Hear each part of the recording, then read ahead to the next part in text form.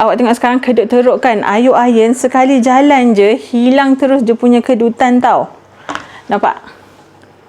Sebab tu Ayu kata, kalau awak nak iron, guna iron jenis macam ni, sangat-sangat cepat nak iron baju. Sekarang ni, iron jenis macam ni bukan setakat nak bawa pergi travel je. Nak letak dekat rumah, pakai hari-hari pun memang mudah sangat tau. Sebab yang ini, 4 dalam 1.